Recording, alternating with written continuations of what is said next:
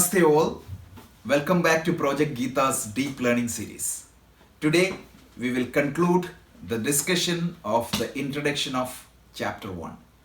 In our last episode, we have seen the context of the Gita, the great Mahabharata battle, and how the situational pressure impacts an individual through the story of Arjuna. Apart from the physical battle, there is also a symbolic dimension of the Mahabharata battle. Today, we will discuss this subjective aspect of the Mahabharata war. The ancient sacred writings do not clearly distinguish history from symbology. Rather, they often intermix the two in the tradition.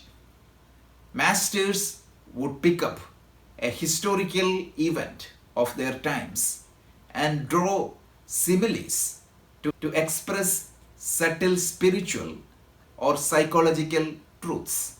Thus, in a language of simile, metaphor, and allegory, the Bhagavad Gita was very clearly written by sage Vyasa by interweaving historical facts with psychological and spiritual truths.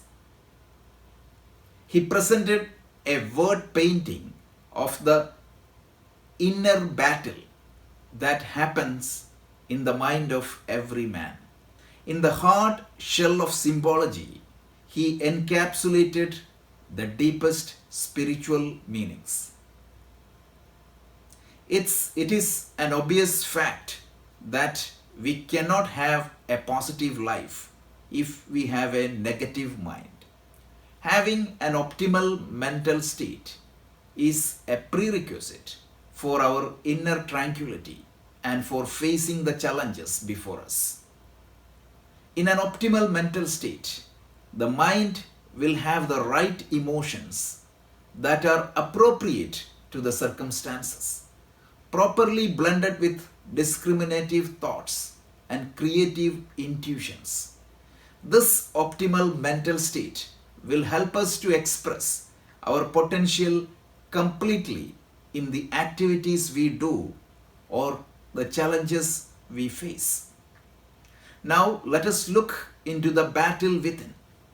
There is a constant psychological battle happening within us to take control of our mind.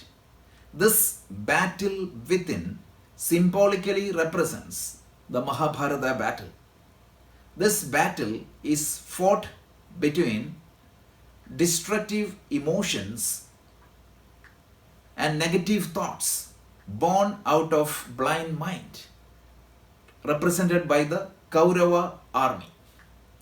Positive thoughts and emotions born out of discrimination and spiritual wisdom, represented by the Pandava forces in the Mahabharata battle. Whoever wins this battle will take control of our mind, and that is what determines our mental state.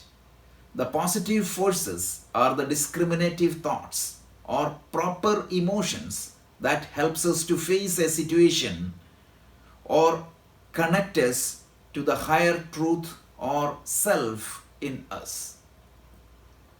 Following are some of the examples. Self-control that prevents us from surrendering to temptations.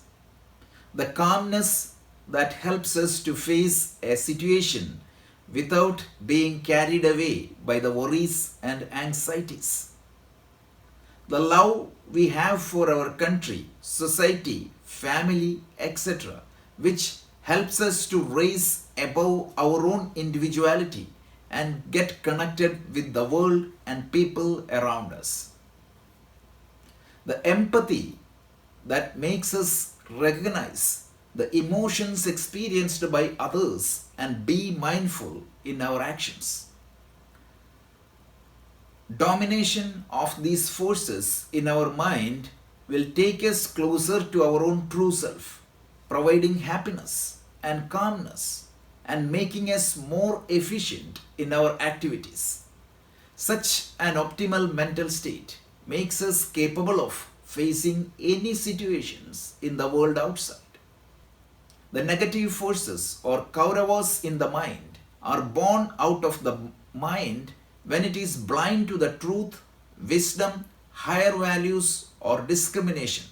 For example, over anxiety for a particular outcome that keeps us preoccupied.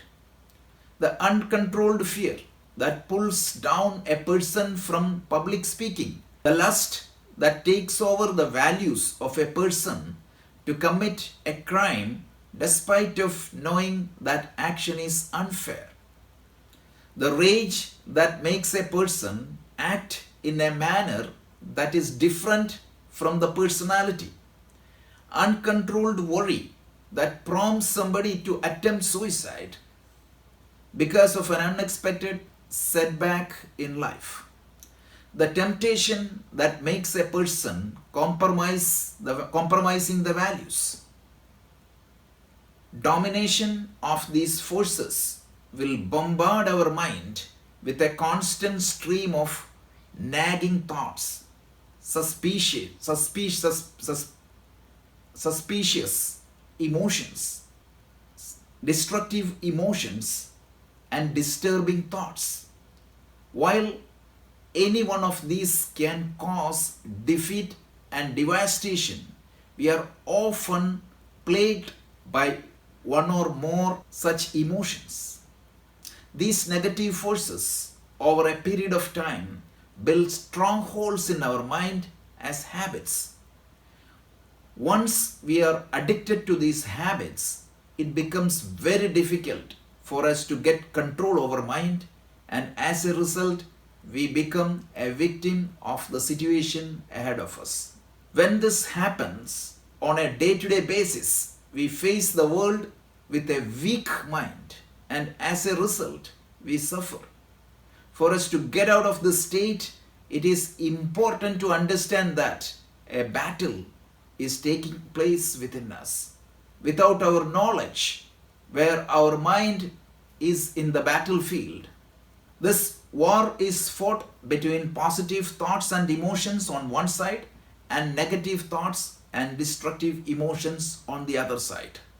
Most of the time, we fail to identify the subjective battle and the enemies within, and as a result, our mind is disturbed and weak. When we face challenges in the world with a weak and disturbed mind, we become a victim of the situation. The first chapter of the Gita is a step-by-step illustration of this battle within. We will see how the positive emotions and thoughts getting surrendered in front of the destructive emotions and negative thoughts. We will see this in detail as we get into the chapter 1. Thank you very much for watching. With this, we will conclude the introduction of the chapter 1, and from next week onwards, we will start with verse 1. Thank you. Namaste.